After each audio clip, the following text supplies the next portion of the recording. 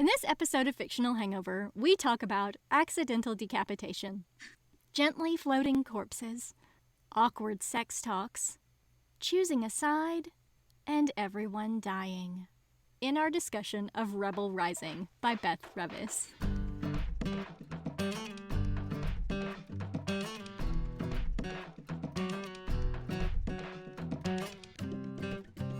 Hey everybody, welcome to Fictional Hangover, a podcast about young adult and new adult books, series, authors, and voice actors that is full of spoilers. I'm Amanda. And I'm Claire, and today we're going to discuss Rebel Rising by Beth Revis. Standard disclaimer. If you haven't read this book, please remember that Fictional Hangover is all about spoilers. If you haven't read or listened and don't want to be spoiled, stop listening to us and go read or listen to the book. Then come back. If you haven't done this but want to pretend that you have, or if you don't care about spoilers, or if you just like the show so much that you don't care about any of that, then listen up. If you've watched Rogue One, is that a spoiler? Yes. Yes, because you know what happens at the end. True. If you haven't seen Rogue One, A Star Wars Story... You need to go and watch Rogue One right now. It's one of my favorites. I watched it last night. Did you? I did. I had to. Knowing that we were going to cover Rebel Rising, and it's been a little while since I've watched Rogue One, I decided, screw it, I'm going to watch all the movies in chronological order. Nice. And I just so happened to be up to Rogue One. That's perfect. It's perfect timing. We watched a Nicolas Cage movie last night called Willy's Wonderland. Slight difference. It was really good though. You know, in a terrible way. Oh, that describes majority of Nick Cage's movies. Yes. The best part about it though is that Nicolas Cage did not say one word in the entire movie. No. I'm gonna have to watch this. It was good fun. I'm gonna have to watch that. That's amazing. Yeah, it was. To be fair, was it improved by the fact that Nicolas Cage didn't speak? No, it would have been better if he had a few like cheesy one-liners. Put the bunny back in the box. So anyway, that's what we watched last night. Semi-appropriate, I suppose. We'll go with it. Fine. It's really fun. Nicolas Cage movies are always appropriate. Yes, they are. Do we have actual background information for what we're talking about, though? Yes, we have two bits of background information. One I think that you should share, and the other is what I will share. Because you were like, hey, Amanda, what if we did this for background info? I'm like, yeah, okay. And so I added it in. Oh, thanks. I know, it's like I like you and listen to what you say or something. Oh. It's from a book called Star Wars, Women of the Galaxy by Amy Ratcliffe, which is behind me. And it's talking about why Jyn Erso was used as a character. And she is extraordinary, but the fact that Jyn is a hero, isn't a princess or force user, makes her more accessible, which I like. Yes, me too. And the late producer Alison Shiama understood Jyn's qualities and quote, "What I love so much about Jyn Erso is that she's an imperfect female warrior, authentic and genuine, truthful and humble, strong and modern without feeling contemporary. Oftentimes, Hollywood wants to see a strong woman apologise for not appreciating her life or dedicate herself to figure out why she's a certain way.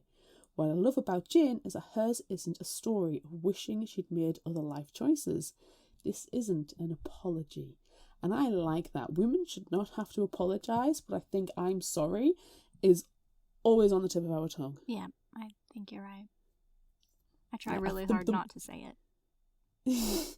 The more I've been learning about the character of Jyn Erso through reading Rebel Rising, the more I appreciate her as a character as well.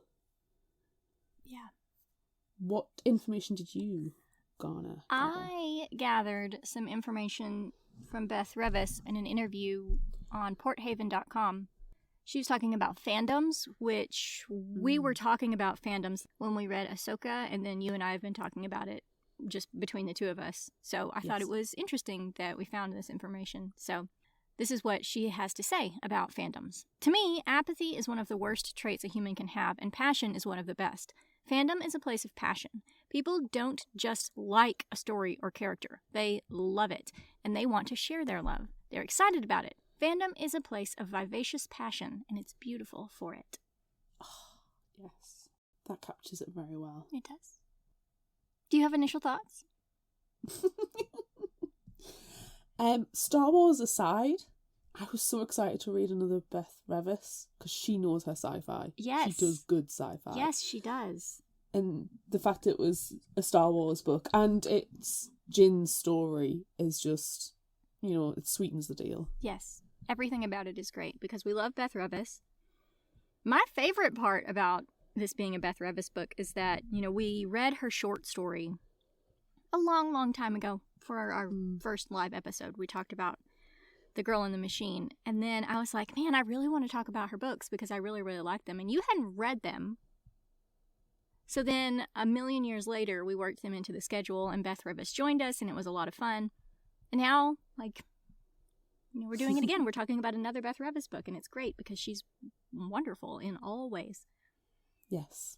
She's such a nerd on her social media as well. It's just delightful. Really yeah, she really, really is. So I'm excited about the fact that she wrote this book because we love her as an author. But also, I love Jin.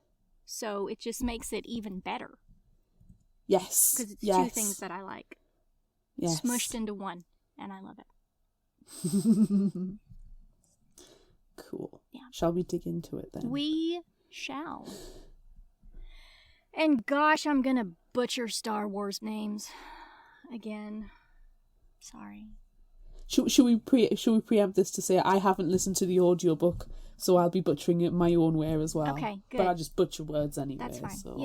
Yeah, that's fine. And I did listen to the audiobook, as I am wont to do, and it also had all of the great, sound effects and stuff. So it was another cinema in your ears. It was another fun one to listen to. Cool. Okay. We start out on the Imperial Detention Center and Labor Camp, LEG 817. Location, Wobani. Prisoner, Liana Holly. Number 6295A. Month, 01. A handcuffed Jen Urso is being forced down a long corridor to her cell. Her crimes, though not the worst the Empire has ever seen, have landed her on Wobani, a prisoner planet whose reputation she is well aware of. The warden takes great joy in mocking Jen and reminding her of the hard labor ahead. These will be the worst days of your life, he tells her. Jen begins to laugh in his face. You know nothing. Jin Urso, age 8. Tiny baby Jin Urso. Little baby Jin. She was so cute. Jin hid in the darkness after her mama was killed at point-blank range by a man in white. Jin didn't know how long she had been waiting in the dark for her papa to fetch her, but she still held out hope her mama would come too. When the hatch door opened, it was neither of her parents, but Saw Gerrera, a family friend who helped them relocate to Lamu from Coruscant. Helping her out, Saw takes Jin home, only to find it had been ransacked by the troopers looking for Papa's work. But they deleted everything, and all that was left was her Papa's head. That's not right. It wasn't her Papa's head. Was in her Papa's head. Was in it. Her I'm completely missed a... Which is totally... It is so much more... It's so much better than just her father's head sitting there. Can we That's not what happened. Claire can't read. What a fun mistake that was. I'm really enjoying that mistake. I'm going down that route. Whoops. Wow. No, I'm liking this one. Accidental decapitation. Oh, I'm just going to write that on the top.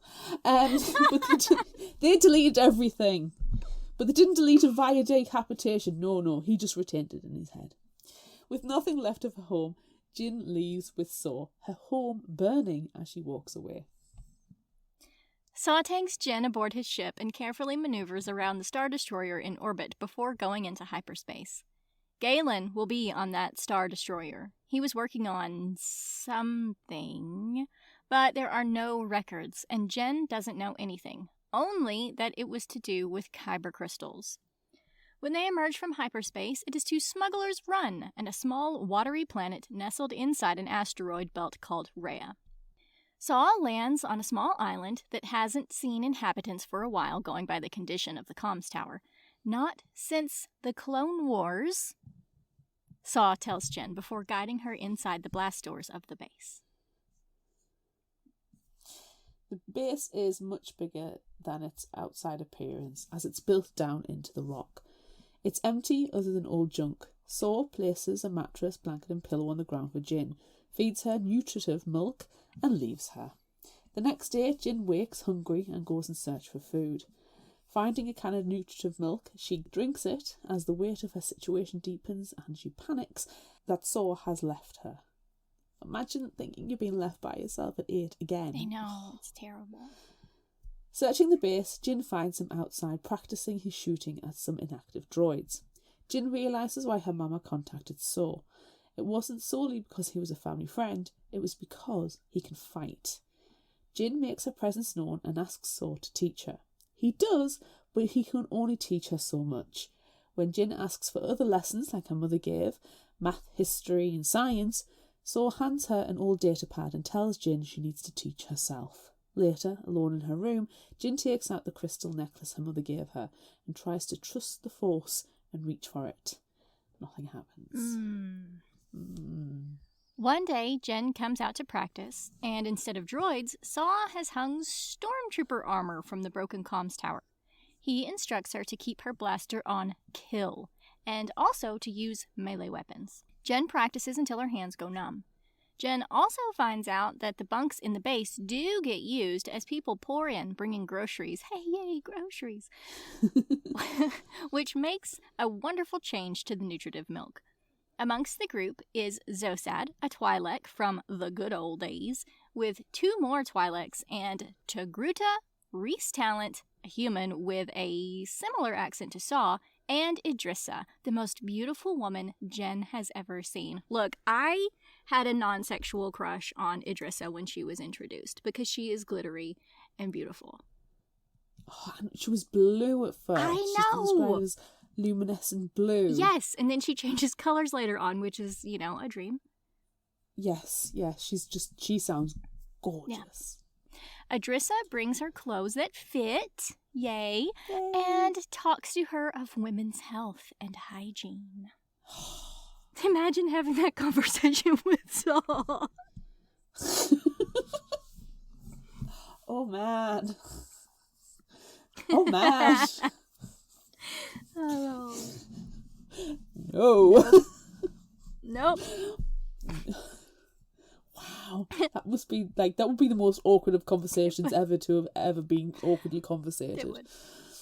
Ooh. Okay. One day they are speculating about the crystals Galen was so interested in, how they were so valued by the Jedi. They also question how much Galen is working under duress. Jin insists he was taken. Her papa didn't want to leave her. As Jin is playing with a code replicator and doing a sound job of forgery, news comes in about Galen. Saw takes Jin to her room with the promise to tell her all later. No one should know she is Galen Erso's daughter, and she would give herself away.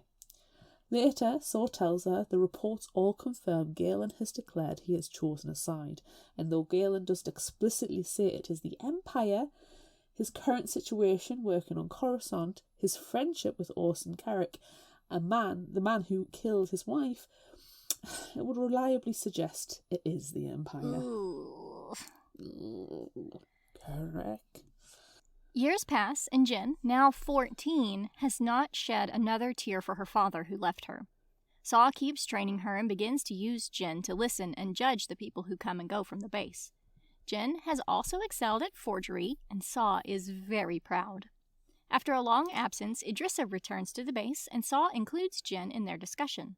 It turns out, Saw and Idrissa have fundamental ideological differences. Idrissa wants to form an alliance with those in the Senate who oppose the Empire, and she doesn't want innocents to be hurt in the fight. Saw believes the war has never ended, for fear controls the masses, and the Empire controls fear. They need to tap into that. Jin has hand-to-hand combat training the next day, using her favourite weapons, a pair of truncheons that are strong and empowering. As she fights Saw using his bow staff, Jin asks what it would take for an organised rebellion to take down the Empire. Saw tells her it needs to be a martyr, like his sister, Steela, who was killed during the Clone Wars and inspired him to fight. To rally the resistance, a leader needs to be standing on some graves. Ooh. Ooh. That was a really powerful scene. It really was. Spending time with Idrissa spurs Saw into reconnecting with other past compatriots. Zosad and his crew, then Reese, arrive at the base. Jen finds Reese's company insufferable. Yeah, we all do. Yeah. To the point they end up throwing down outside. Reese, all cocky, thinking he's a big, strong man, who can beat up a little girl, doesn't bargain on Jen being fast and wily. Eventually, though, Reese does knock Jen down and spots her Kyber crystal necklace her mother gave to her. This makes Reese mad, because Saw has them chasing across the galaxy for crystals, and there is one literally under Jen's nose. After his rant, Jen hits Reese over the head with a rock. Yay! And we all cheer. Yay! Later that evening, Reese leaves. And we all cheer again.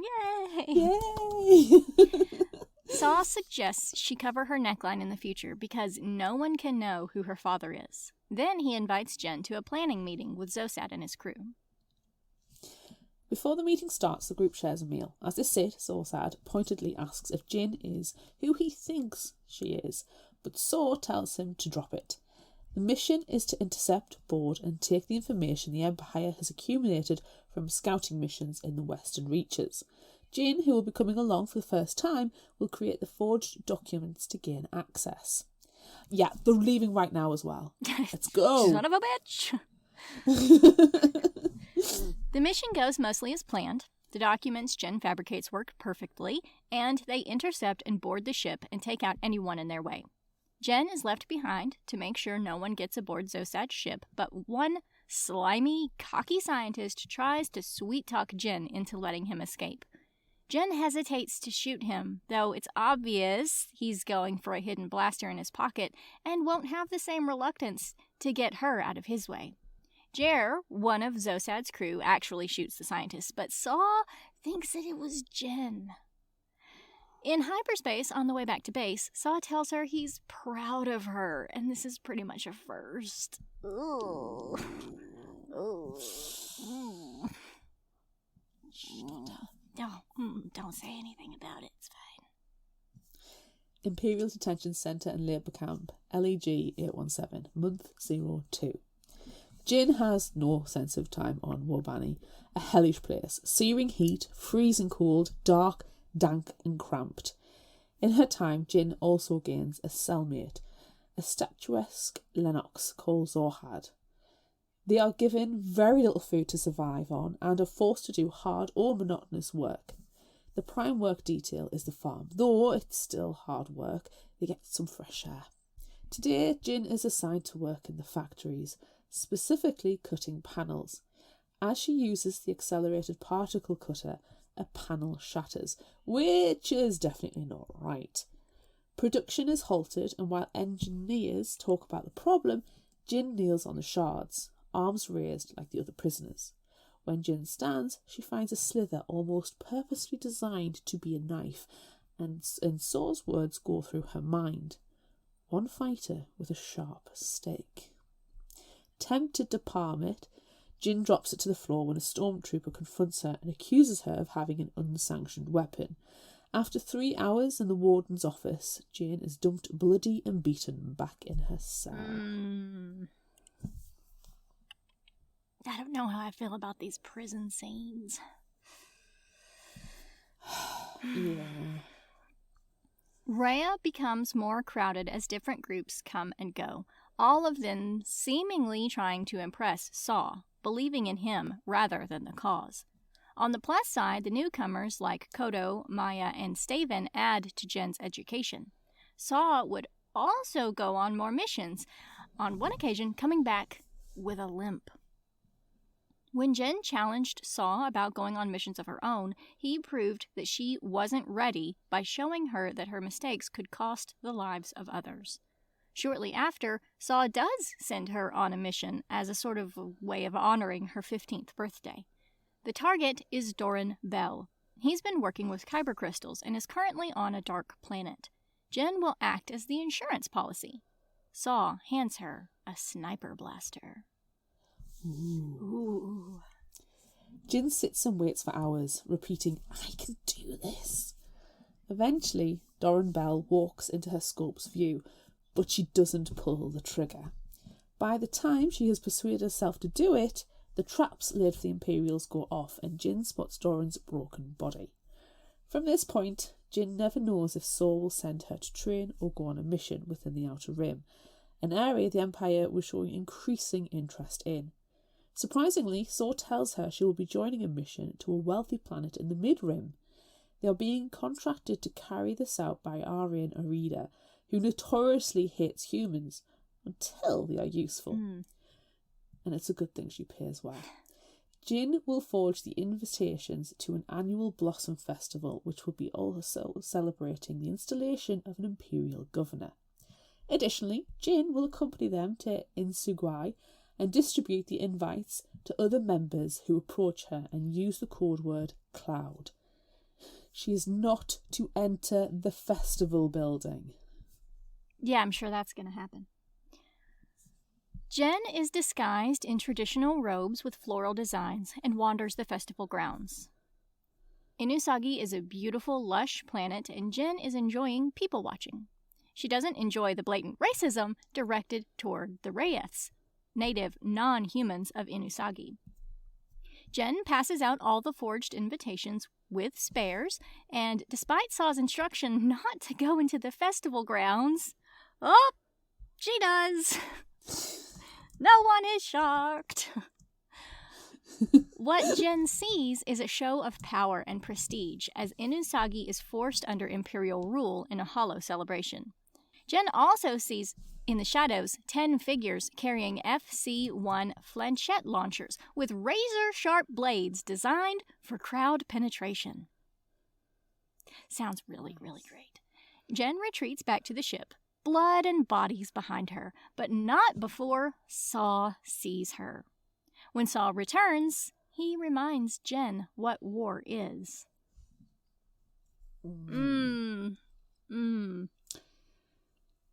A few days after the Inusagi mission, Saw announces that there is a traitor amongst the partisans and promises to find out who it is. Saw also takes a more active role in the training of new recruits, including Reese. No.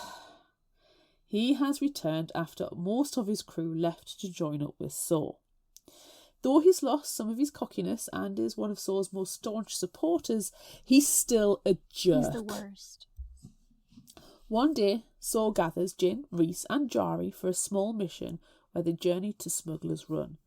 When they land, Saw fires a blast into Jari's shoulder and instructs Reese to tie, gag and blindfold him.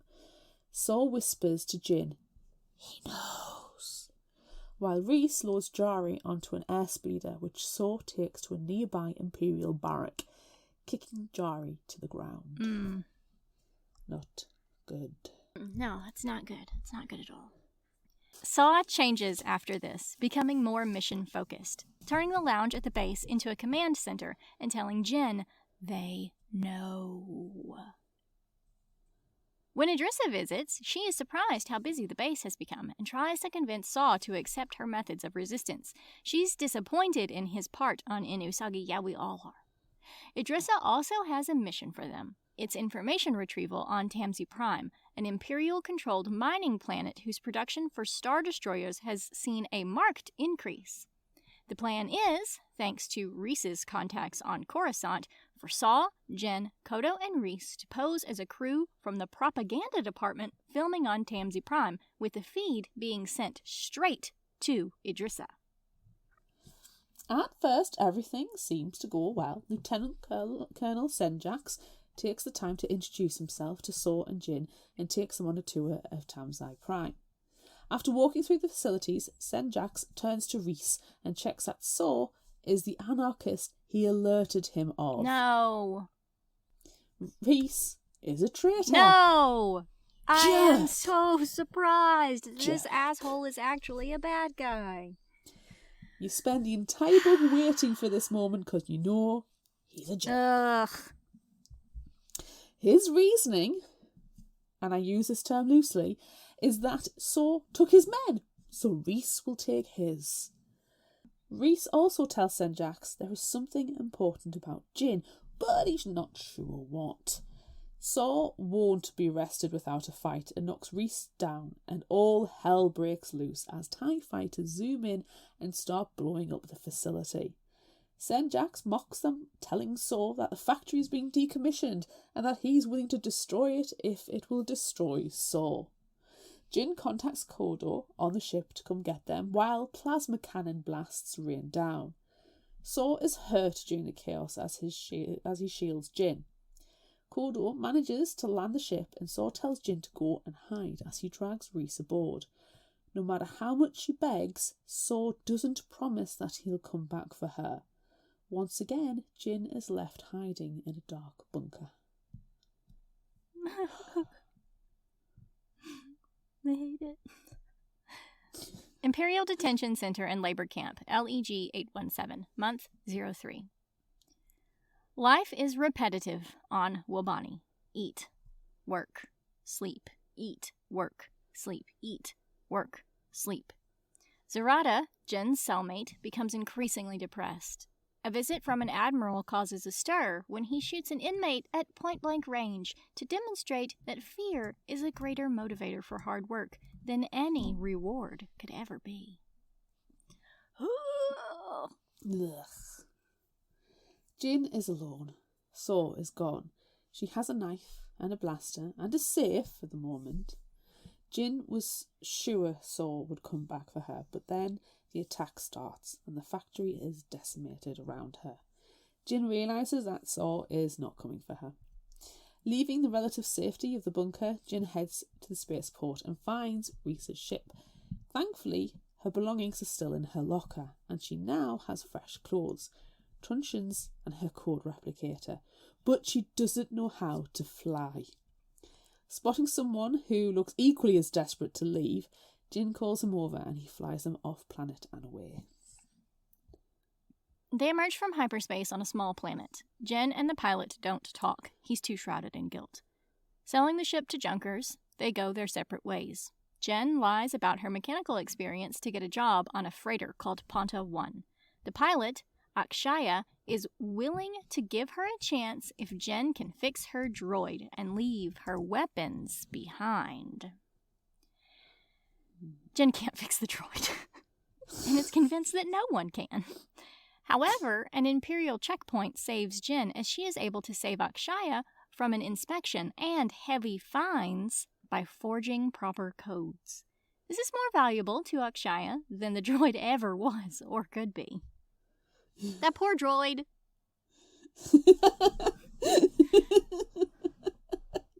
Listen, it's not R2-D2, so it's fine. Sure, it's fine. Akshaya invites Jin to stay with her and her son Hada on the planet Skull, and to celebrate their new house guest, instead of eating bun, a local quote-unquote delicacy, they go to the diner in town. Jin is impressed with the diversity of the people there. Less so with the food, but she cannot be picky. On an old view screen, reports of the attack on Tamzai Prime are playing, and of course the lie being perpetrated by the Imperial puppet Senjax is that the terrorists are to blame. When Jin tries to set the record straight to Akshaya, she gathers Jin and Hada as they head home, reassuring them the Empire doesn't reach this far. They are safe. Jen understands the threat of the Empire is ever present, though they may not be occupying Skull at the moment. She also wonders if Saw is looking for her, but like Galen, he left her behind and she isn't interested in reconnecting. Jen is given Akshaya's daughter's old room. Hatter explains his sister, Tanith, died a long time ago after a drug addiction exacted a terrible toll. She was taking an addictive medication to counter the blood burn she experienced from space travel. It's caused Akshaya to be extra wary of Hatter flying, though it's his dream to be a pilot. No matter how much Hatter asks, Jen doesn't tell him her whole story, just the salient parts. Dead parents and abandoned by her surrogate. Hatter thinks... Is that not enough? That's all you need to know. That's it. You don't need to know anymore. Hatter thinks she's weird. When Akshaya is off planet making deliveries or at the refinery, Jen and Hatter start taking the planet hopper out for joyrides. Hatter clearly loves being behind the controls, and it's only at Jen's urging that he takes them off planet. Don't tell his mother, though. No. That evening, Jin and Hatter celebrate their jaunt into space with a meal at the diner. Unfortunately, Jin spots Burke, who works with Saw and was on the Inasagi mission. Burke catches up with Jin as they head back home, and Jin beats him up a little. It's reasonable. Burke shouldn't have been caught, but he does deliver a message. Saw isn't coming. He only wanted to make sure Jin was still alive. Hatter, who witnessed the exchange, now understands Jin has skills and learns of her time with the resistance in her old life.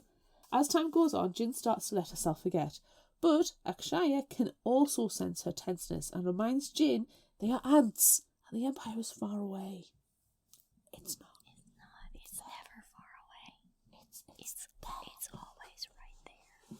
It's behind you.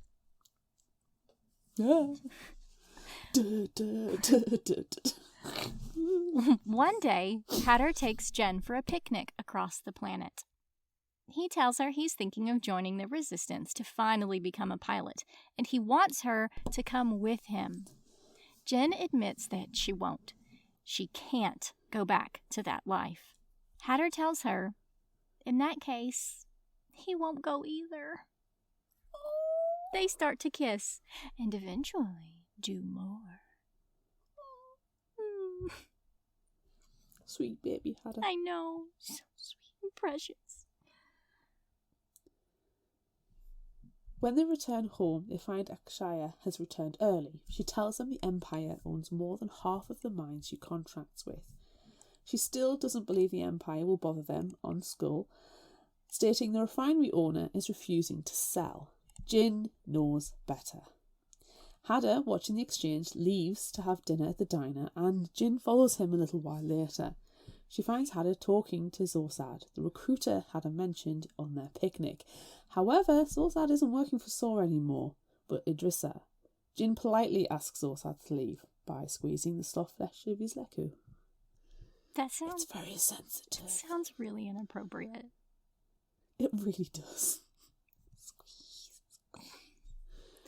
I think the worst part is the soft flesh. Squeezing soft flesh. Soft flesh of his leku.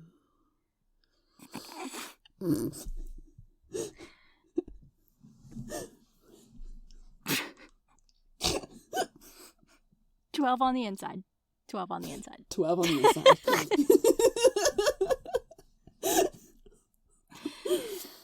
Eventually, the stormtroopers come.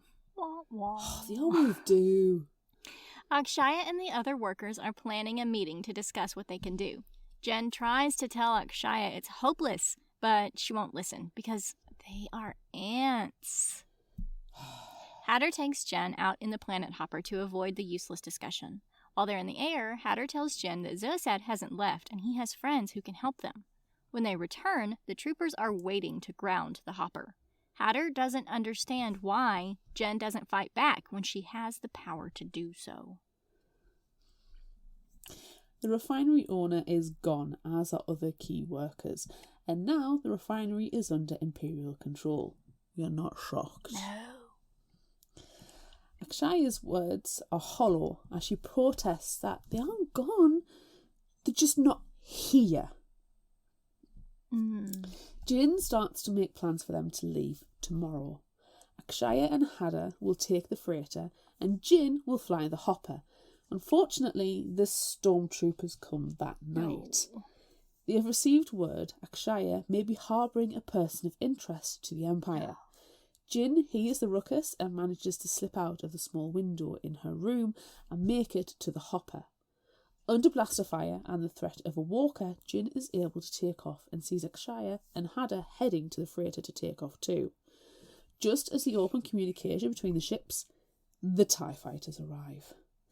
Jin tries to run interference for the freighter to break the atmosphere and enter hyperspace, but the hopper isn't very manoeuvrable. Suddenly, Y-Wings enter the fray. Zorsad must have sent them. The dogfight between TIE fighters and Y-Wings provides Jin with the opening she needs. Screaming into the mic to Ponta 1, Jin confirms they are still with her. Before escaping, a plasma blast passes too close for comfort, exploding something behind her. The force of the explosion pushes her into hyperspace.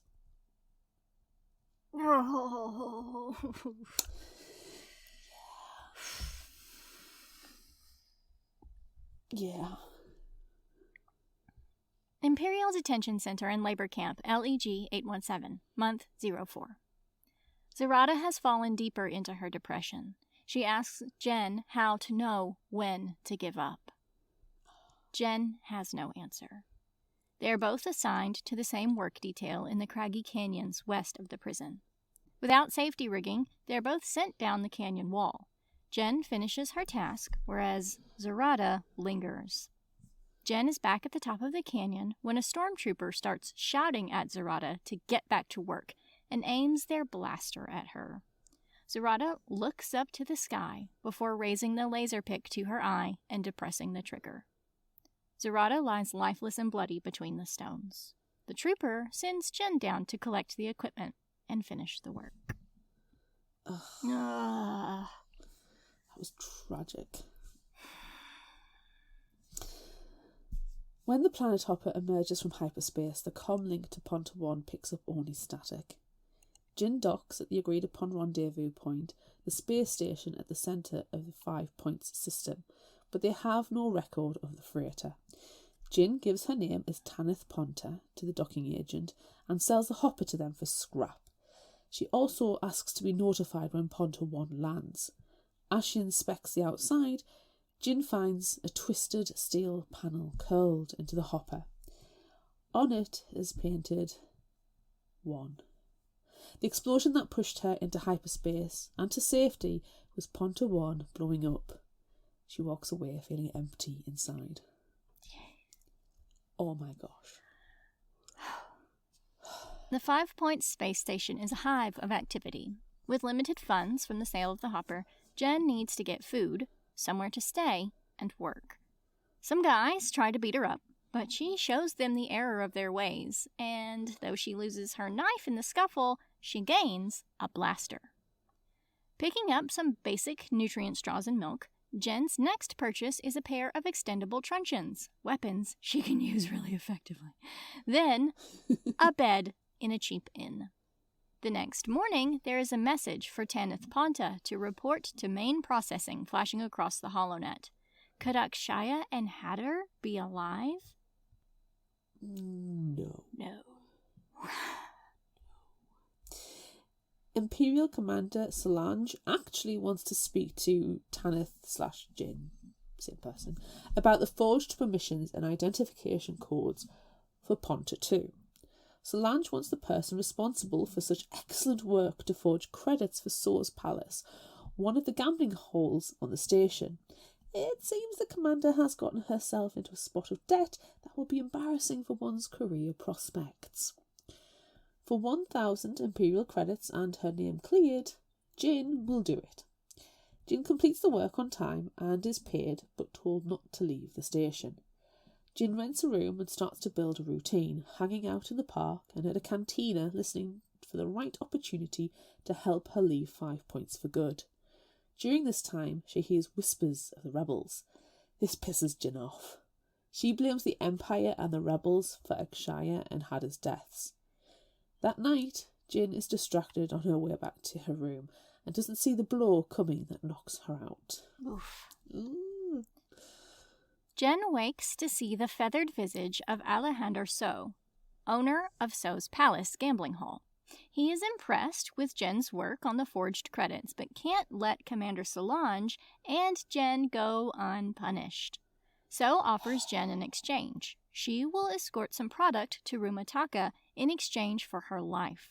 Jen agrees if he'll throw in 1,000 Imperial credits as well. Within an hour, Jen boards the freighter. The captain and crew of the freighter are jerks. One hands Jen a manifest list with 20 names on it. They are indentured servitude records, and Jen's job is to extend the service years and assign them to the Empire. So has sold their contracts rather than freeing them. Jen memorizes every single one of their names. During the week-long journey, Jin finds out that the crew are starving the people down in the hold. When she goes to see them, the smell hits her first. The floor is covered with their waste. There are 7 tiny cells, each with 2 or 3 people in, and a water bucket. The slaves are women and their children. One of the crew takes great joy at showing Jin his stun prod to give them a buzz. Disgusting. Disgusting.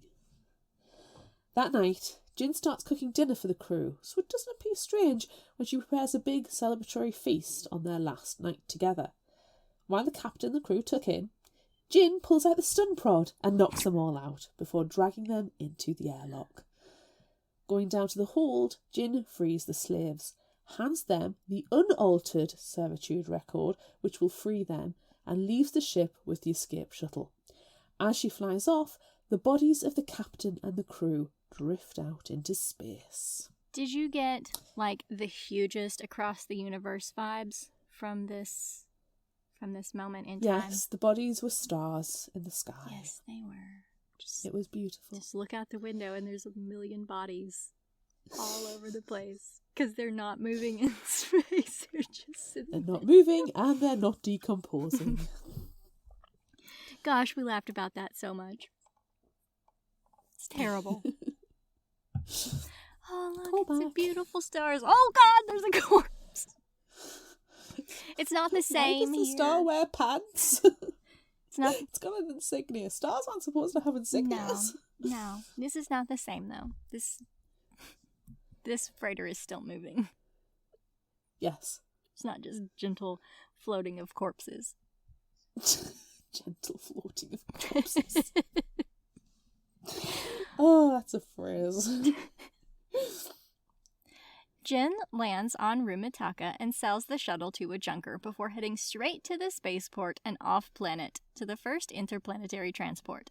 Jen adopts the identity of Liana Halleck as she planet hops and takes whatever job pays, and time and distance begin to blend together. Years later, Jen finds herself back in the Outer Rim and looking for work. The junker she sold the escape shuttle to sets her up with a job. One night in the boarding house Jen has rented a room in, stormtroopers come in looking for Tanith Ponta. They take her back to 5 Point Station and Commander Solange, who has been joined by Admiral Rockwin. The Empire has another job for her in exchange for not torturing her and her freedom. Jen is to upload a tracking code to a known partisan vessel, which the Imperials will be able to use to track back to the partisan base. There is nothing suspicious about the routes or cargo the partisans are delivering. They're acting as a relief effort, providing food and medicine to settlements the Empire is oppressing. Jin's relationship with Captain Blue and her non-human crew is good, mostly, but Berta doesn't trust humans. Blue likes Jin and is very happy with her forgery work. Jin tries to warn Blue that she has planted an Imperial code, but she's just way too subtle. The day before they are finally set to return to the partisan base, the Imperial checkpoint they pass through traps them in a tractor beam. Admiral Rockwin boards the freighter and has everyone, including Jin, arrested and sent to the glorious Empire's labour camp. So glorious. Glorious. Imperial Detention Center and Labor Camp, LEG 817, month 05.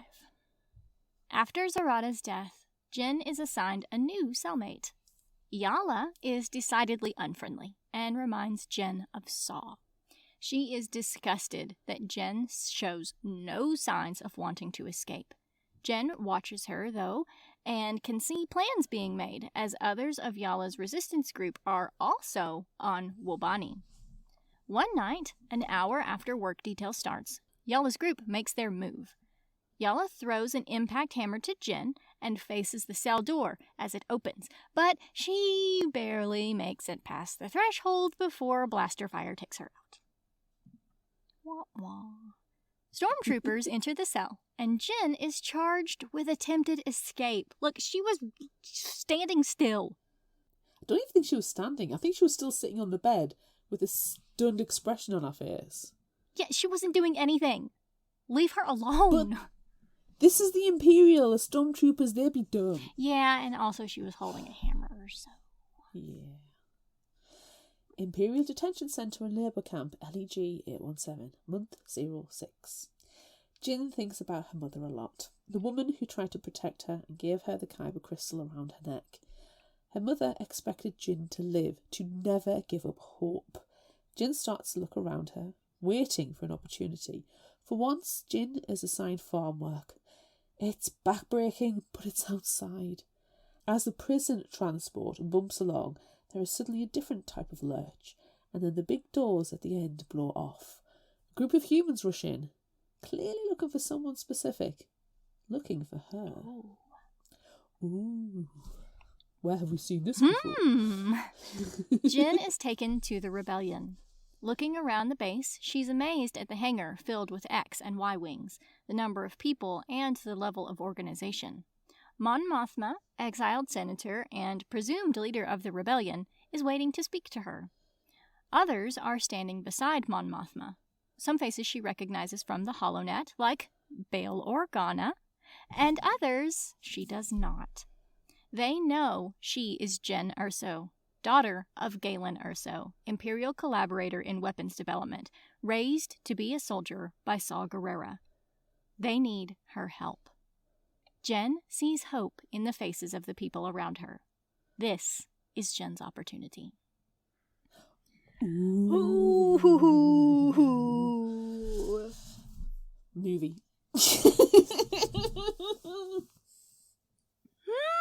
Right. We're going to go and watch Rogue One. Yeah. You listen to these messages. See you in about 2 hours and 7 minutes. Yes.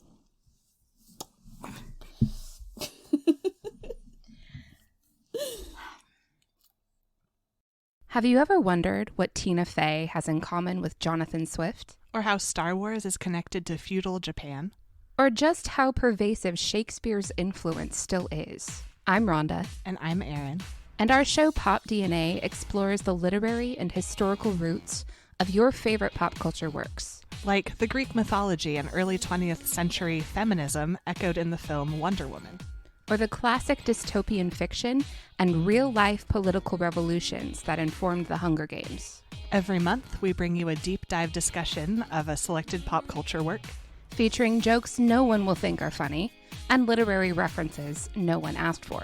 Find us at thepopdna.blog. Or anywhere you get your podcasts. By the way, Shakespeare is bigger than Disney.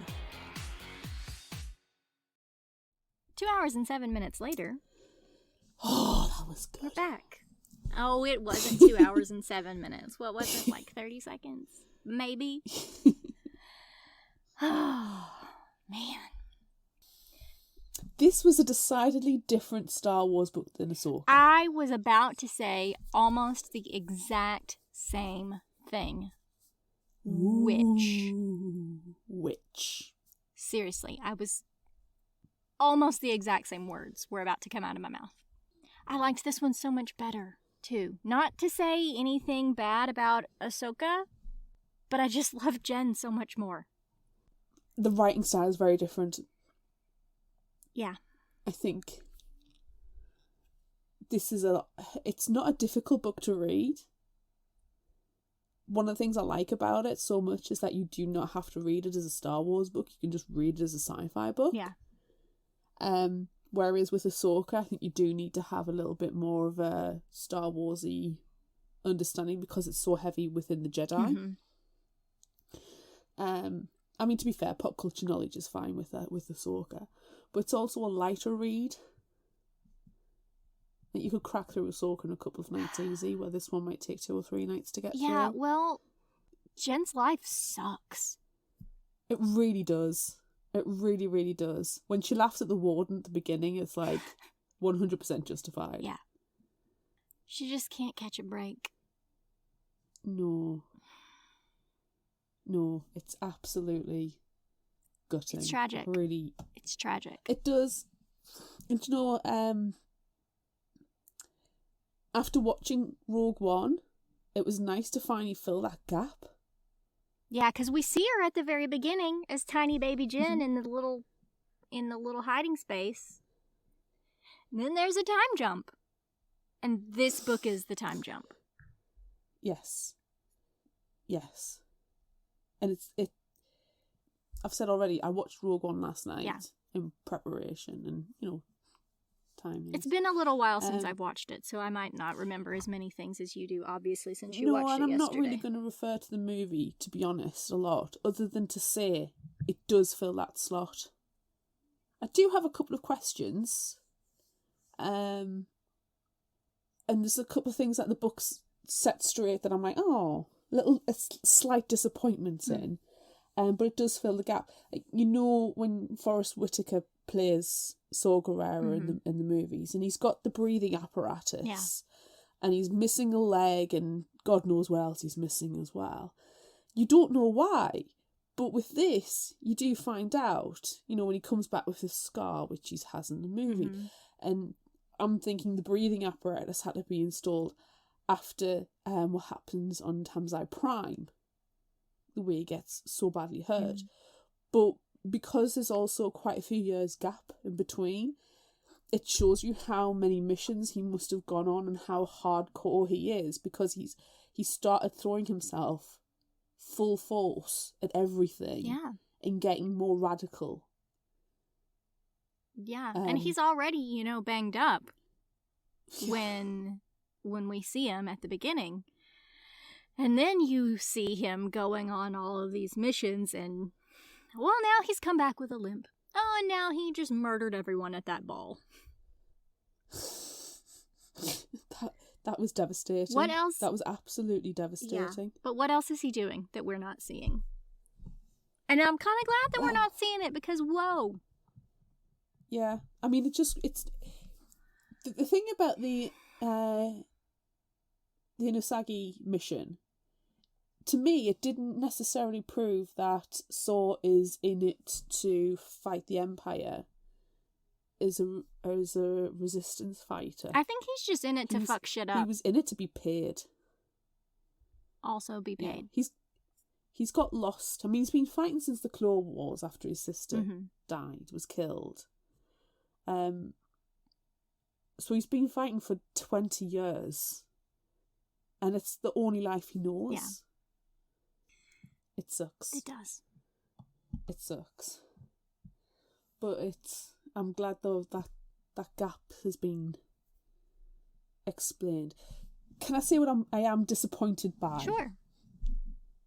And this is not a criticism, but you know how Liara, Jin's mum, gives her the kyber crystal necklace, and she gives it to her in the movie. You see it in the movie, and all the way through the book, it's kyber crystals is the important thing with Galen, because obviously we know that kyber crystals are used in the creation of the Death Star, and it's what powers the Death Star and kills all those planets. R.I.P. Alderaan.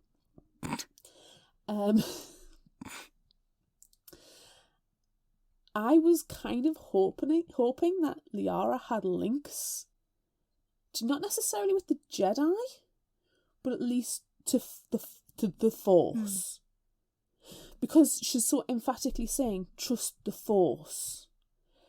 So if you are a Force sensitive person but you don't use the powers or aren't trained to use them, you eventually lose the power. It dissipates, and that's actually explained in The Mandalorian as well with Grogu. If he doesn't use his Force powers, he will eventually stop having them.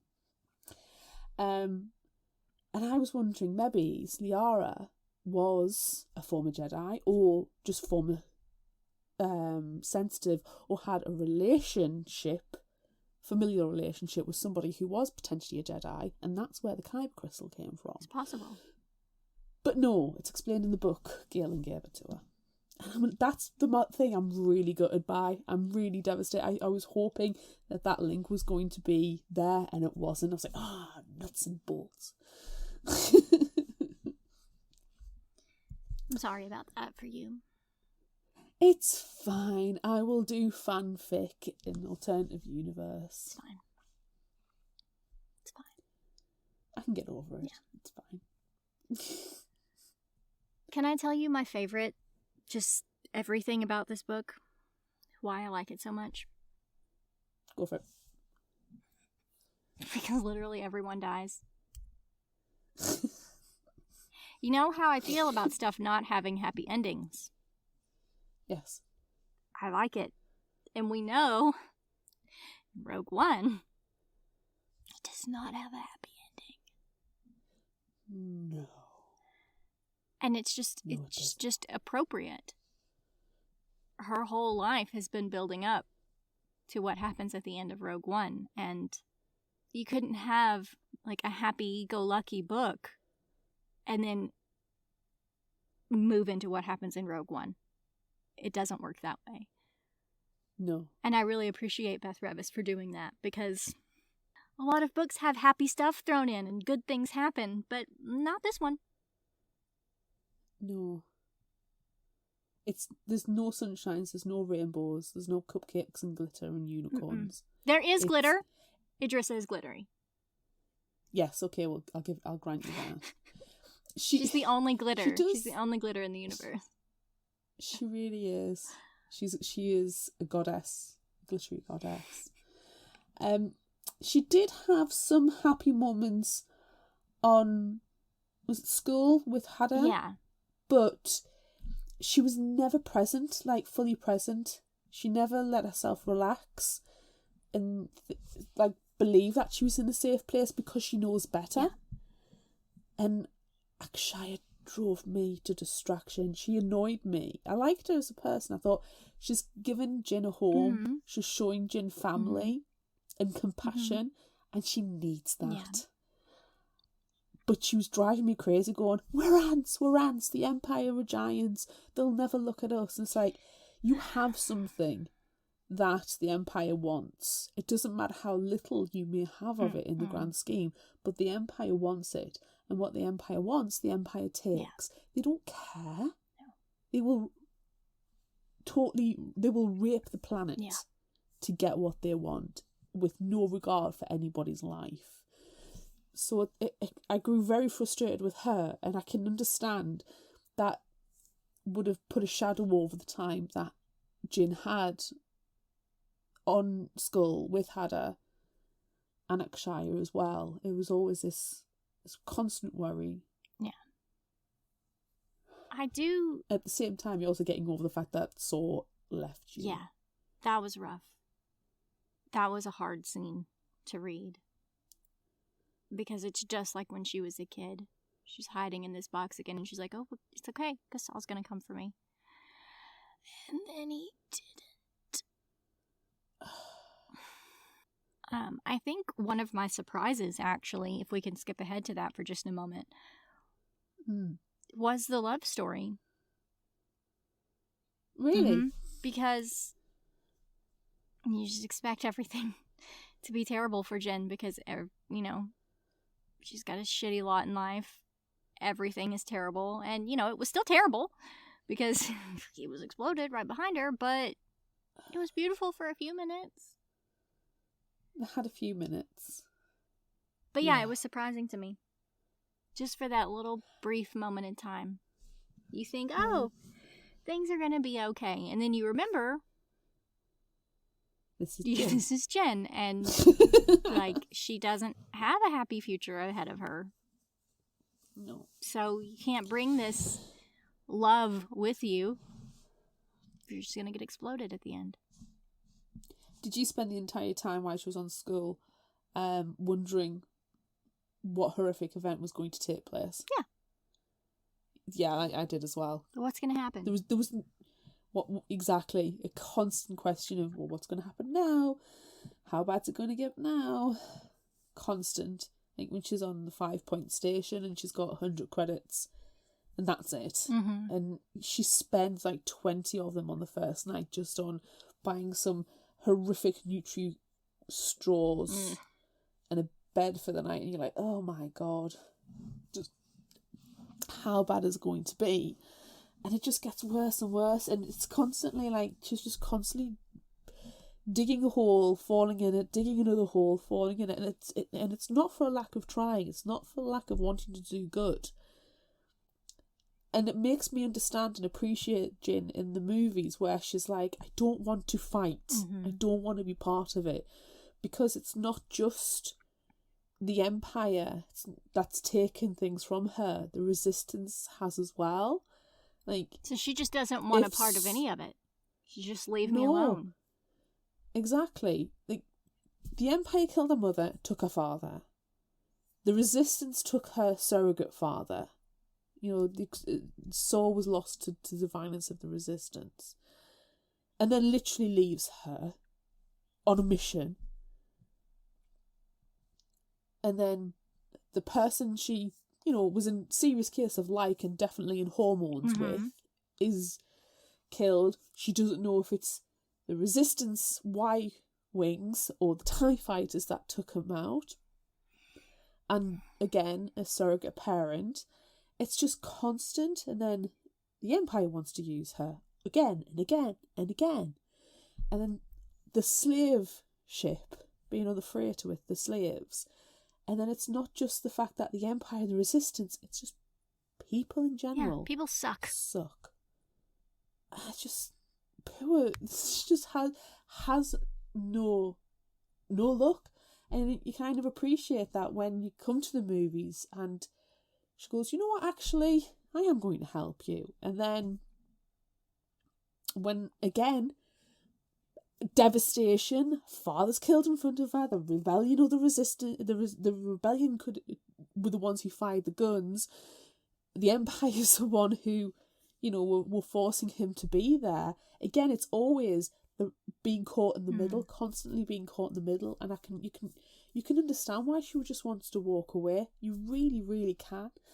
And yeah, it's just absolutely. I didn't think reading this book I would find it so horrifically jarring and upsetting to an extent that this person can't catch a break, can't have a moment of peace, and can't find any happiness, because as soon as she finds any sort of content, it's gone. Yeah, but this is not a universe where you can't choose a side. It's not. There's not a safe place you can be. You have to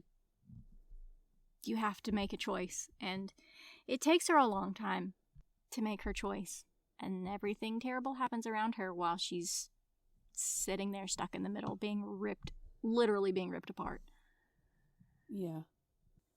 I wonder how much, if Reese and Jari and the other members who were going to the base at Rhea, didn't find out how Jin was in some way important to the Empire, but they didn't know how. Like, he so seemed to genuinely care for Jin. There was a couple of moments where they're kidding about being, you know, family, and he is very black, she is very white. They are clearly not biologically related. But the joke about being family and that they're a perfect little family, etc. And it's quite a cute little exchange. It really is. And so it does seem to genuinely care for her, though he's not going to get, you know, Surrogate Dad of the Year award. But he did a really poor job of disguising who she was. Like, I wouldn't stop calling her Jin. I would be like, you're 8, we're going to have to change your name now. You're going to be a Guerrera, but we're going to change your name from Jin as well, because we need to hide you. Yeah. It's important. She's just witnessed the kidnapping of her father and the murder of her mother. I think she's going to agree to that. And if he'd done that, what kind of relationship would have had? How would Jin's life have been very different? Would she have actually followed in his footsteps of being a radical resistance fighter, an extremist? Or do you think she would have gone with Idrissa? I have a feeling she would have eventually broken away from Saw eventually and gone with Idrissa. Probably. But she would still have been a resistance fighter. Yeah, I hope that she probably, or that she would have gone with Idrissa. You know, after that time with the feminine hygiene talk. Thank God it wasn't Saw. And then just, you know, asking you what if it had been Saw. I feel like that's like a changing moment, you know? And she could have just gone with Idrissa from there. But she didn't. No. I also makes me wonder that what was if Saw realised he shouldn't be fighting for his dead sister, but should be fighting for his living surrogate daughter. Yeah, that probably would have changed some things as well. I knew Saw was not a nice man. He's not a sympathetic character, which I quite like, actually. Sure, I like yeah. the fact that he's not a sympathetic character. Yeah, of course. But the Inosagi mission was just wrenching. It was. But that was it was so beautiful. You know, yes, I want to go before there. everybody gets ripped apart with tiny metal shards shot out of a cannon, or essentially a cannon. It's that was pretty bad. Yeah. But that would have been a very cinematic scene if we had been watching this as a movie. Yeah. I think it would be a TV series. Yeah, it could be really good. as a It could be TV really series. good. Slow motion, blood splatter. Could have been really good. Close up on Jin's face running away With like a just shard red mist going right by. Yes, going by, and all you see is red mist in the background. Yeah. Could have been really good. That's the Inosagi scenes as well. It happened throughout the book, actually. What the books do really, really well, and I thought especially Beth Revis has done an exceptional job, is actually show how freaking racist the Imperials are. You don't. I was talking about this with my husband. You do not get in the movie. You get in the movies an impression that the Imperials are obviously the Nazis. They are. I mean, look at them, the freaking Nazis. And therefore they are going to be racist AF. But you don't see it much because it's just so populated with humanoids. Right. But in the books, because you are not limited by budget and special effects, you can have all the alien races galore. And it does a really good job of showing the racism of the Empire. And I think the Inosagi mission especially demonstrates it when the native species is denied entrance into the Blossom Festival. Thank goodness! Yeah. Because they would be dead. But still. And that's just one example. Who is your favorite character? Liara. Which I know, you know, she's dead. She's dead the entire time. She's dead the whole time, Claire. How could she be your favorite character? Because she's the one parent figure who was positive for Jin. And she's not given enough credit. No. It annoys the life out of me that she wasn't given enough credit. And it wasn't really until the last couple of chapters when we're in Wubani and she's like, I'm always thinking about her mum. She's always thinking about her mum who told her to believe in the Force, to have hope, to look for opportunities and to live. And it's not until she realises and really thinks about her mum's words that she does actively do that. And if her mum hadn't inspired her in that way, then we would never have had the events in Rogue One, we would never have had the plans for the Death Star, we'd never brought the Death Star down, and we wouldn't have been able to bring down the Empire. Right. Liara is a hero who was killed at this point 20 years ago, and is a forgotten name in history because everybody remembers Gale and Erso and everybody remembers Saw Gerrera, but they don't remember Liara. And she had a bigger positive impact on Jin and the forming of her personality and attitudes than anybody else, but she's not mentioned as much. Yeah. That's so much deeper than my response. What's yours? I mean, I just like Idrissa because she's beautiful and glittery, and she helps Jen in small ways and, you know, helps her grow into a woman instead of a dirty little scrub that she would have been with Saw. But she takes the role of Liara. She does what Liara would have done for her and shows her the kindnesses. Yeah. And she again shows her that there's hope in a different way, that there's opportunity in a different way than the violence. Yeah. So she just takes Liara's essence and she expands on that. That's my take on it anyway. I might be reading it far too much deeper. You know, than it's it is. fine It's to just do a that. I'm sorry, I just went back book. to the conversation, the woman conversation. If Saw had had it, I'd just keep going back to that inside my brain, and I'm thinking how terrible it would be all the time. That's what I keep going back to. Is it Saw sex talks? Yes. You can imagine them in like 1980s style video. Yes. With the synth and the neon. Yes. Yeah, that's what I keep thinking of. I'm sorry. I'm ruining your deep and passionate moments with Saw's sex talk. But it's fine. I have to bring some levity to this. I just imagine him giving her a dirty rag, like it's got oil streaks and stuff on, and going, "Will this do?" Can you wipe your areas with this? No.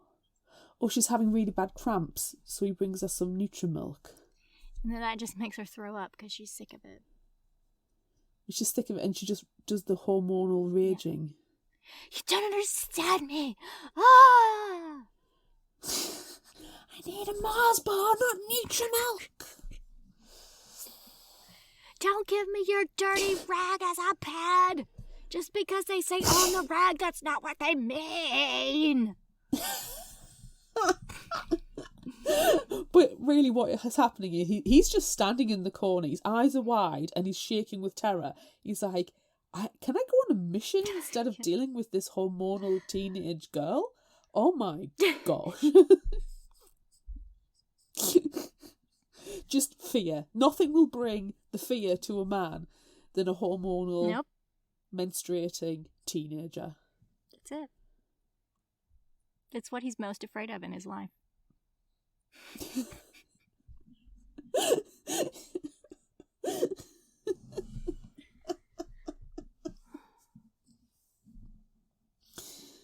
Okay. Is that it? Is it time? Is that where we stop? We're going to stop at Saw Gerrera's sex talk. All right, I love it. We're going to do Would You Rather.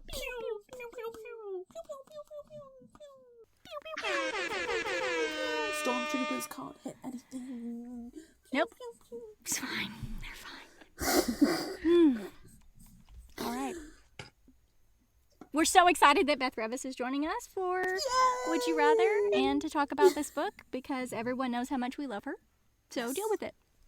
It is a known fact. It is. Yay. I will bask in it. Sending you all the glory. Good for the skin. None of the bad UV rays. Vitamin D. Okay, so let's get into this because this is going to be fun. It is. We asked on social media, would you rather be able to forge documents or would you rather be able to pilot a ship? Two very necessary skills in the Star Wars universe. And on Facebook, 70% said they were going to forge documents. On Instagram, it was 60% to pilot, 100% pilot on Twitter. And on TikTok, it was 55% pilot. So we've got a little bit of a mix going on. But we do have comments. We do. At Real Jackson Ford, author friend of Fictional Hangover, said, ship. That's not even a serious question. Fair. I mean, I kind of feel that way too. I would absolutely pick piloting a ship. No, I want to forge all the documents. I'm forging everything. There's a limit to how many documents you need, but there's not a limit to how many ships you can drive. That's There's true. not a limit to the amount of credits that you need. But one really good document would solve that. And maybe you move on to forging other things. I mean, that's like what a cosplayer does, is forge stuff. So you can, who knows what you could forge. No, I want a ship. Fine. I'm gonna go full Han Solo. Give me my Millennium Falcon. I want a ship. Will you take me places in your ship? Oh yeah. I'll forge your documents. See, that's all we actually really need. Yeah, it's fine. Can I have the Millennium Falcon, but Lando Calrissian's Millennium Falcon? Oh my 'cause god, want I the love capes. Lando. I love I just want Lando. his capes. I need all of his capes. And I would like the cleanliness of Lando's Millennium Falcon as well. I was gonna say that's definitely gonna be a cleaner vessel. Oh man, I love his capes. Okay, let's see. Other comments. Nina on Facebook said, pilot the ship. I am an excellent driver, but am lousy with minute details needed for forgery. Cool. Annie on Facebook says, I have horrible handwriting. Same Annie. So it'd be nice to have forgery skills. Although you have to think in the Star Wars world, forging is more like computer programming. Right. She's not actually doing anything on paper. It's all digital. That is true. But, the invitation that she made, I feel like it's very fancy, which is going to go back to my cosplaying. Like, she has to make this fancy. You see, I would argue as well that everything's digital now. Like, the only things I ever write down are shopping lists and cards, like greeting cards. And then I try and keep the greeting cards to a very bare minimum. If you get a greeting card off me, I actually do like you. It's a genuine, I actually like you. Otherwise, it's a text. I order the wrong things all the time on the shopping because I just cannot understand my own handwriting. It's abysmal. My handwriting is also terrible, but, I can fake it. I can forge other handwritings. Oh, I have to concentrate. Really concentrate now. Bree on Facebook wants to forge as well. She says, forgery sounds like a wonderful art project. I can do art, make me a pilot, anything, and we will crash after getting horribly lost. So she's on your side there, Amanda. She's going to forge the art. She is. Coral on Facebook says, learning to pilot a ship sounds a little more exciting than writing on paper. I might not have the patience for that. That's fair. That's fine. That's true. And lastly, we have Colin on Facebook says, pilot a ship, please. I'd love to be able to fly, and this is probably the closest I'll get until someone invents me an Iron Man suit. Plus, I'd probably get carried away forging documents and end up drawing a teeny tiny little cock on one of them. And that, in theory, only I know about, due to the arc jets of cum and thick bristly pubes, is quite visible to the naked eye. Or, something like that. Not specifically that, but more than likely the cock thing. Yikes. Yeah, I'm going to say he went pretty specific to somebody saying not specific. I know for a fact that Colin on Facebook once spent about a week tearing tiny little cocks into paper and then stuffing them into a colleague's shoes and bag and drawer, pencil case, just for the lols, because that's what the two of them used to do. Hide cocks everywhere for the other one to find. I mean, he's on brand. Inconsistent. That's a kindness. Yikes. That was a lot, especially to end with. I'm glad we ended with the penises. I feel like it's actually circling back to our Saw Gerrera conversation. It is, yes. It's all sexual health. Let's just tie it back in right there. Imagine being at school and your substitute teacher comes in and it's the sex ed course and it's Saw Gerrera turns up. Everything about that. No, would be he would just burn that school to the ground. He would. Would you rather it was Saw Gerrera before he has to get the oxygen machine, or Saw Gerrera with the oxygen machine? Which one would be better? Worse? To give the sex talk.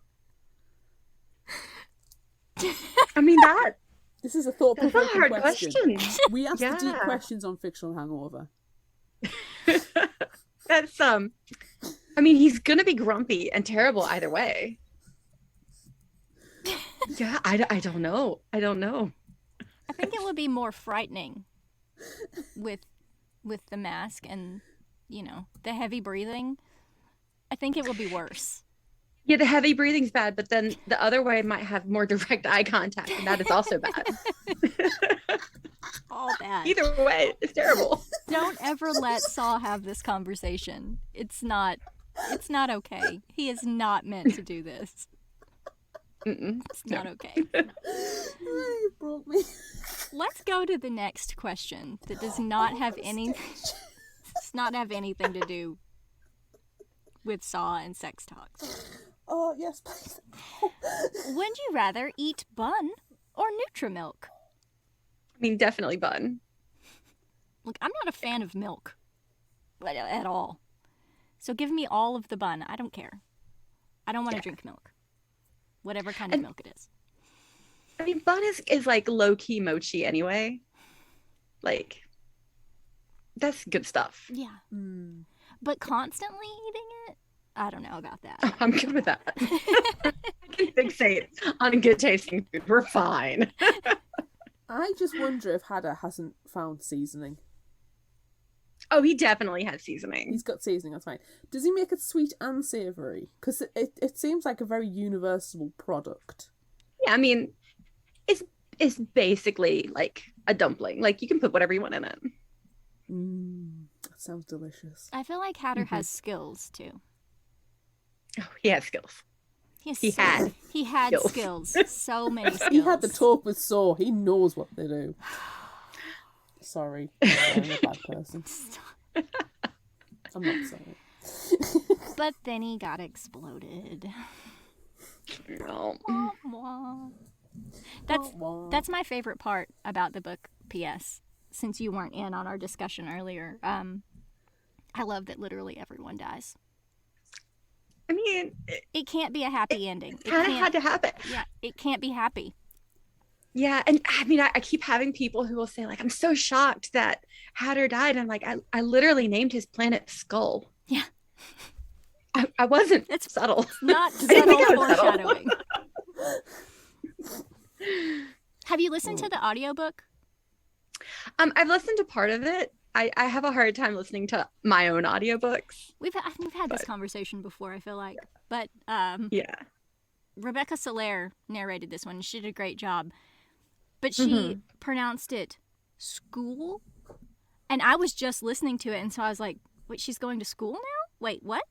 She's going to school? And it took me a long time to figure out, oh no, that's the name of the planet, and it's probably not spelled like school. It's probably another word, so yeah. It's definitely Skull. Yeah. I like Skull. It's a good name for a planet. Yeah.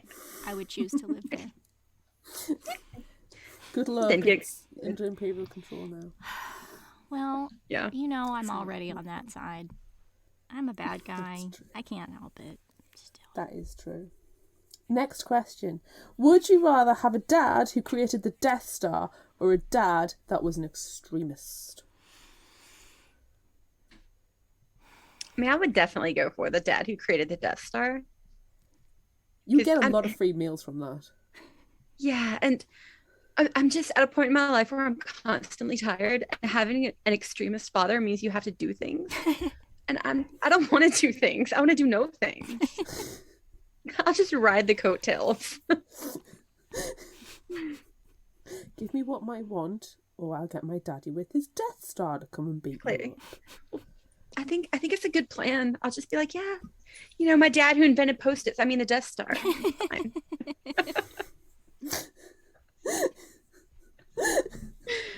I was hoping somebody would get the reference. Oh, now I want to watch that movie. Okay. Of course, your dad's going to be inventing the Death Star. I know that for a fact, Amanda. I mean, come on. There's no question. Yeah.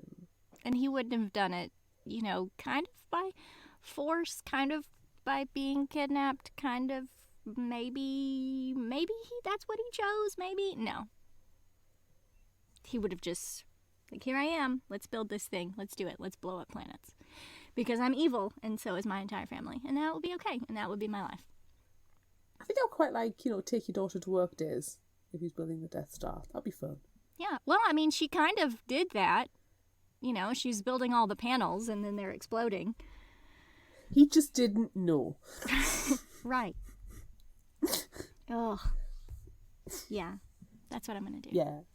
I'm with you guys. Because, again, this is just circling back to that conversation that I'm not allowed to mention again. No, stop it. But, if the parent has to have the conversation with you, would you rather be Forrest Whitaker or Mads Mikkelsen? God, I love Mads Mikkelsen so much. Yeah. Mm-hmm. Mm-hmm. But, Definitely mad. But I also really like Forrest Whitaker. So Forrest Whitaker's amazing, but I don't want the sex talk from him. No. To be fair, I don't want the sex talk from Mads if he was my father.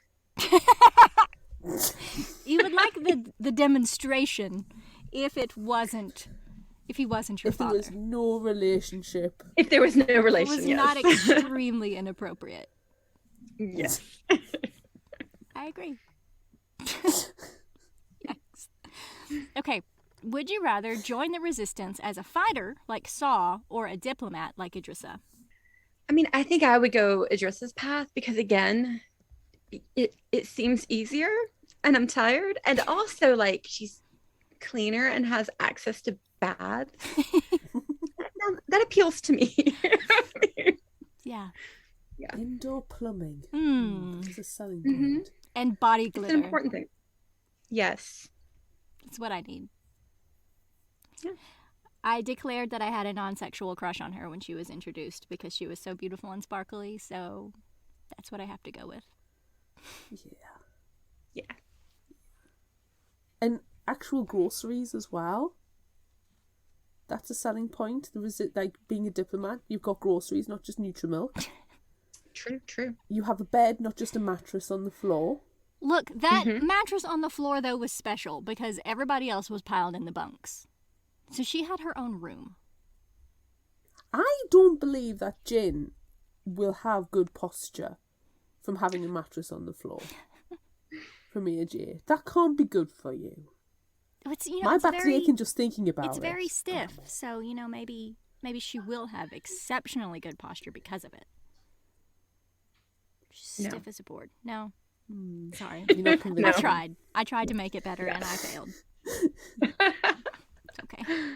Plus, if you're working with Idrissa, you might get the chance to meet Mon Mothma and Bail Organa. And if I had the chance to meet Bail Organa, I'd be like, dude, I would just, I would fangirl because I love Bail. I love Bail. So yeah, any chance for that? Mint. Yeah, I would definitely pick that one. It's hard to not think of the character, like the actors that play these characters. If you were in this world in real life, you probably wouldn't fangirl Bail Organa. You would look up to him, but I don't know that you would fangirl him. I don't know. I think something special.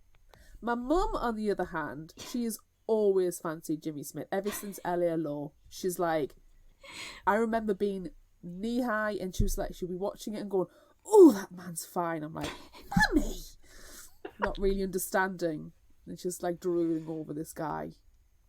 Hi, Mum. She listens to this, so she's gonna get that. Yeah, she can drool over him. I'm just gonna be like, "Teach me your ways." He's so smart and diplomatic. And if I'm friends with Bill, then I might get to be friends with his daughter. It's true. It's true. It's true. Can you guys imagine the state dinners on Alderaan? That would be pretty nice. Leia would fling peas at the people she doesn't like. Very subtly. You'd never catch her, but she'd do it. Oh, yeah. And for a fact she's got drunk off her dad's alcohol many, many times. Of course she has. That Alderaanian green wine. Yep, she sneaks it back to her room with her friends and they're just thinking that being all grown up. It's like, Leia, you're a princess. I know. That's when she started making the hair buns because she's drunk and she's like, "What I got all this hair. What am I gonna do with that?" And then they all start braiding her hair and putting it up, and they're like, "Leia, oh my God, you look so gorgeous." But it's the drunk kind of gorgeous, so it's just she's slightly smudged, a little bit askew. Well, she did fall for a scoundrel. Yeah. Well, this is where they have the all-drawn version of Cosmo, and they do one of those Cosmo quizzes, and it's like, what's your ideal man? And she gets the scoundrel, and she's like, no, I'll be a diplomat, or somebody who's going to fight for the resistance. And then, who does she end up with? Those quizzes Well, he is at least a general. True. Anywho. What is our last question? Oh my gosh, yes. Would you rather forge credits for the Imperial Office and gambling debt, or the documents for a rebellion extremist? I think I would do for the extremist. Like, at least I'm doing some good. I wanted Solange to get shot in the head by Saul, so vive la resistance. Yeah, I feel like I have to go with the rebellion on this one too, because like, what's the point? You're just gonna keep getting in debt. You're never gonna stop gambling. You're never gonna stop, and so I'm gonna be here forever making stuff for you. That's not very exciting. So you could see the addiction glint in her eye when she realised how good of a forgery that Jin could make. Yeah. It's like, yeah, you stay around because I'm going to get even further in debt and I need you to bail me out. Yeah. That's not exciting. No, it's bad crack. Yeah. Good blackmail, though, for later. Oh, yeah, that's true. But do you keep enough records to be able to do that? Did Jin think to keep... I don't recall clearly. Did Jin keep records of being able to do this? To use as blackmail? I will put the judicious hammer down and say that she was smart enough to have done it, even if it's not in the book. But she was smart. She did it. She did it on the down low. It was unwritten. It was between the lines. It wasn't, if you knew all the nitty-gritty, it would have impeded the narrative. Yes, it would have been too much. Exactly. But she definitely would have done. She would have kept as many records as she could. Yeah. Yeah. Because you never know when you're going to need them again. Well, yeah, and she was raised by Saul, so she's always looking for the other angle. Right. True. She's always prepared. It's a shame she couldn't do it for General Rockwin. Admiral Rockwin, sorry. Bid. Oh my gosh. That's the end of Would You Rather. I'm surprised that it only went off on a few tangents.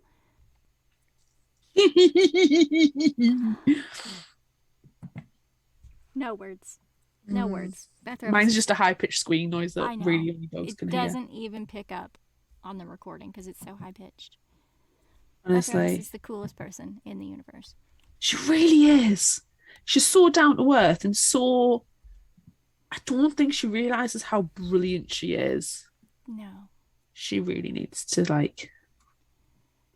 bask. Yes. She's amazing. Okay. Anyway, everyone make sure you go and check out the bonus episode. It's very, very important. So many cool things happen in the bonus episode. Revelations. There are revelations. Yes. Secrets. But now, favorite final thought quote. What do you have? What do you choose? I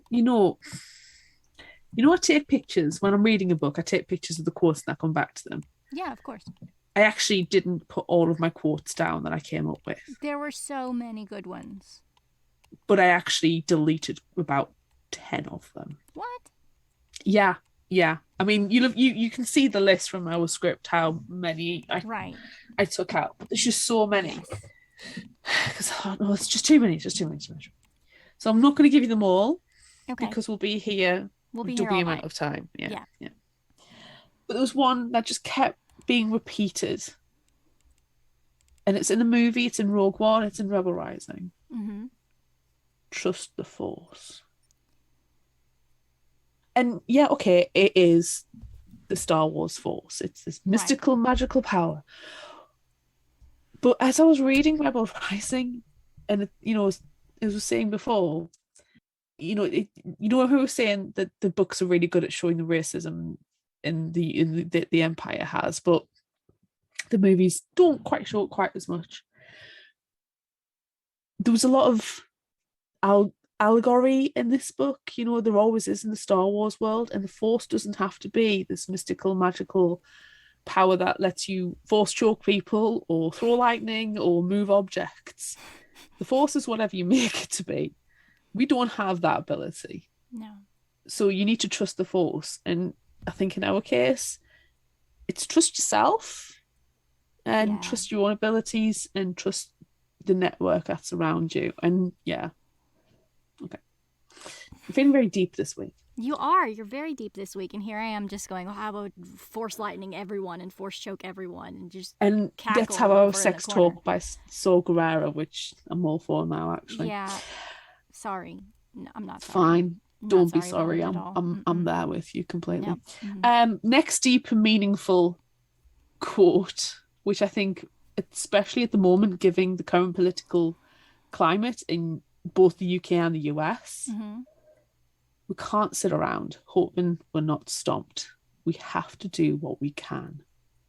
And that could just be being an ally on social media, standing up for somebody, social injustice. Yeah. It could be writing letters to political figures. There's so much of it right now, and there's so much you can do just from your own home. And I think, we have to do what we can. We have to do what we can, because we are all being, especially women and people of colour and the poor, being repressed. Yes.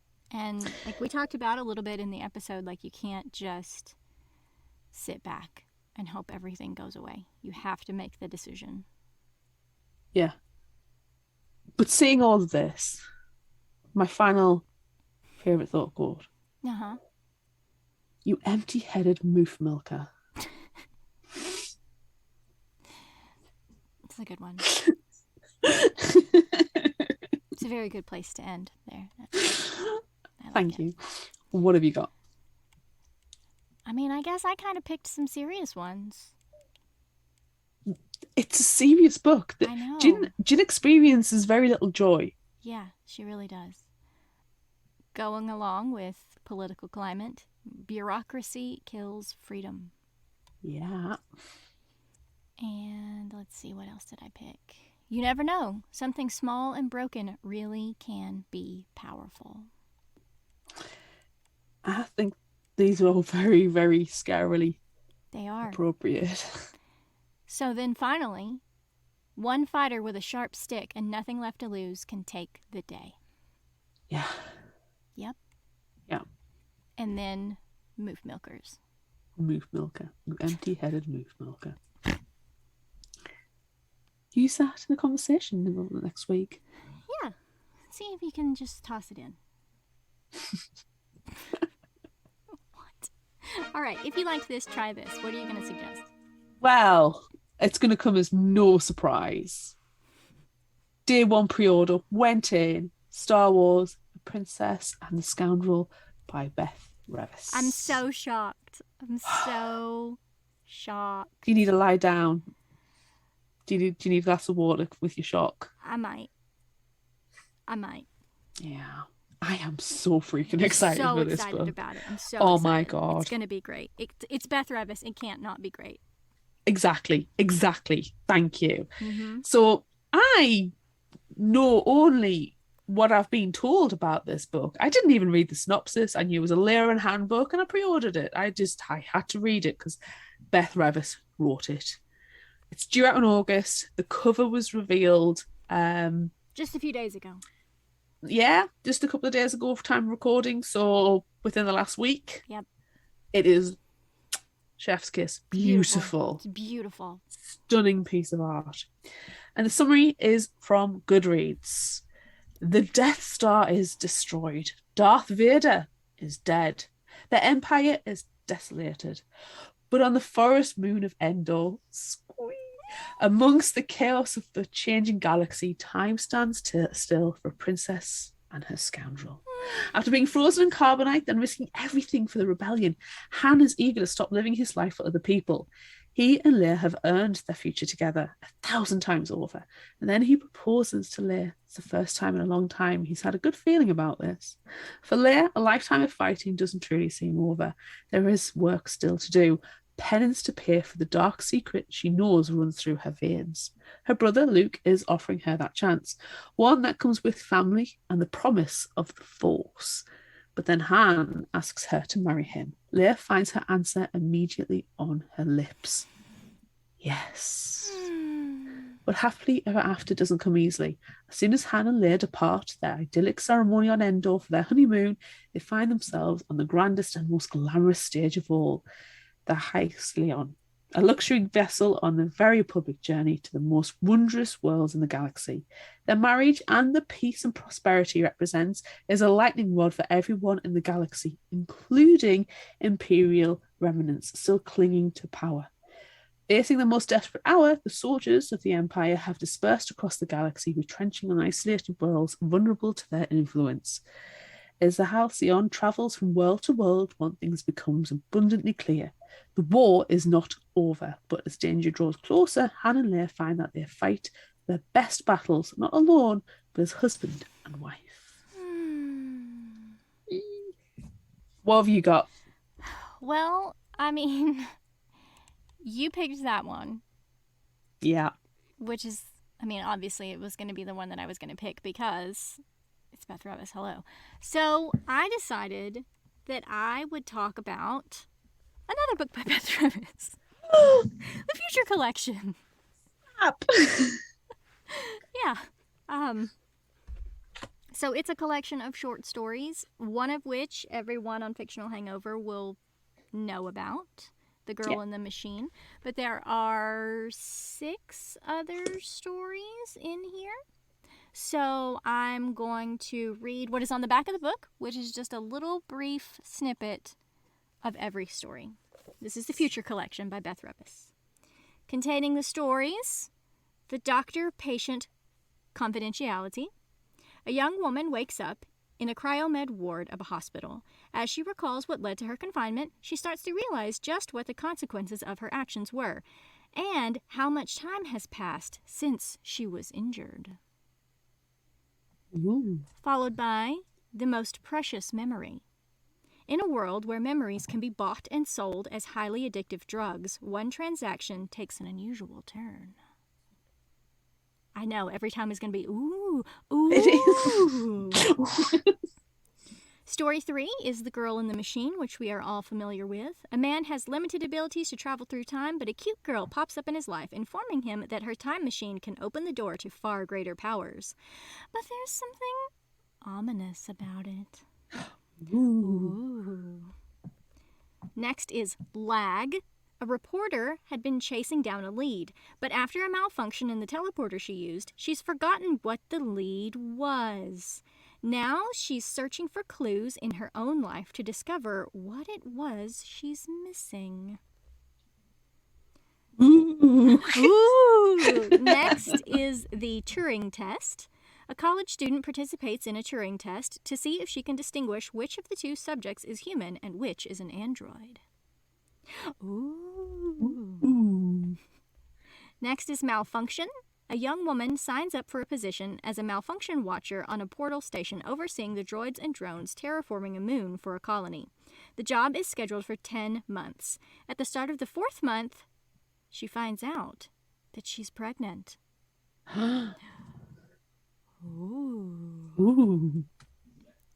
And finally, the last story, I believe, takes place in the Across the Universe world.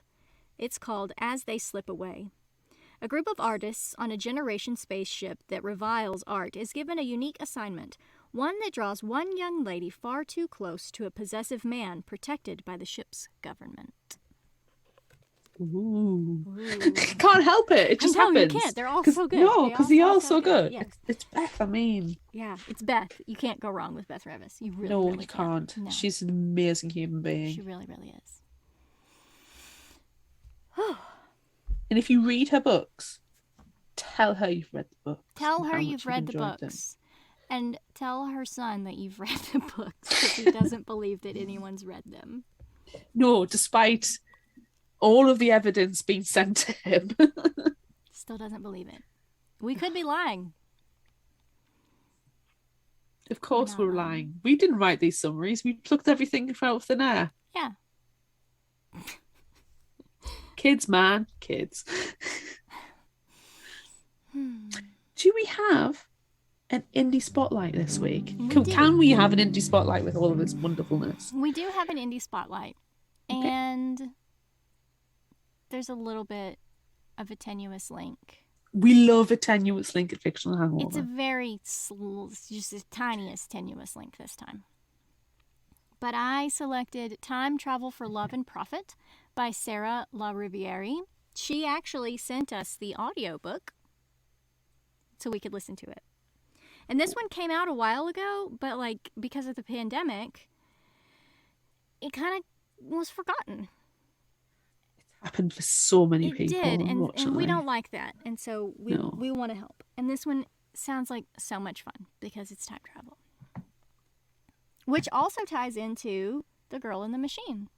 So there's does. another link. There's another tenuous link, even though we're not talking about The Girl in the Machine today. They're not that tenuous anymore. Anyway. It's like a 6 degrees of separation, though, isn't it? It is.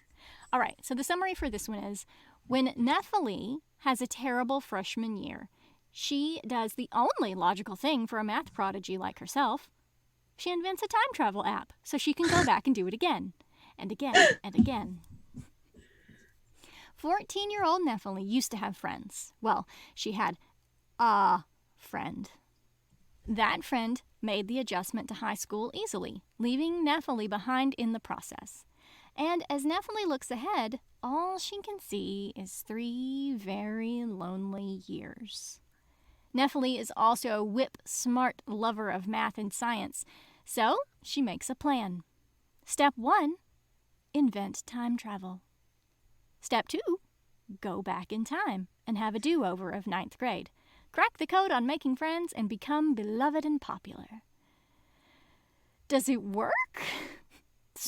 I can see a paradox. Nephilim does travel through time, but not the way she planned.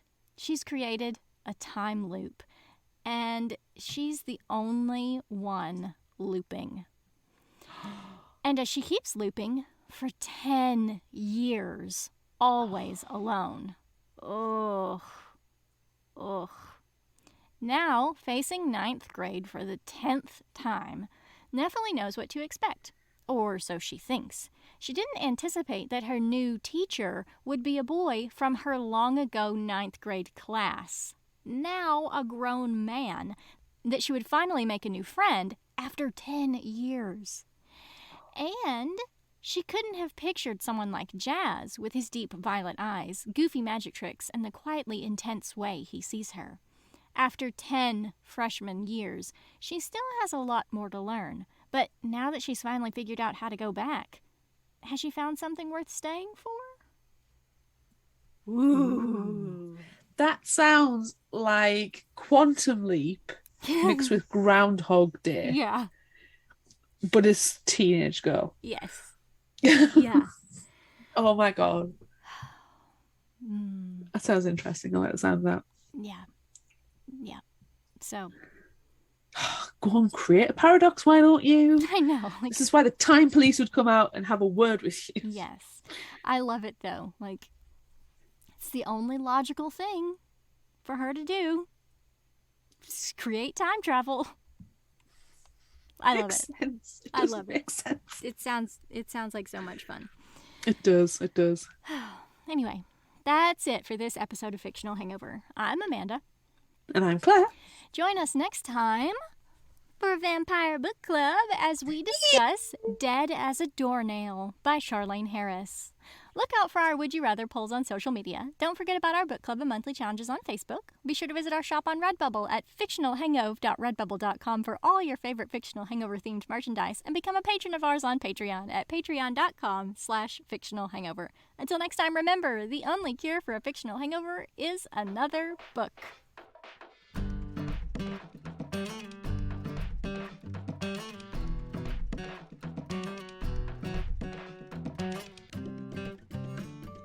You can find us at fictionalhangover.com, follow us on Instagram at fictionalhangover, find us on Facebook at facebook.com/fictionalhangover, and on Twitter at fictionalhangover, no ER. If you'd like this episode, check out our others and rate, review and subscribe so you don't miss out. And finally, special thanks to Liz Emerson for our music. You can find her on Facebook and Patreon. Thanks for listening.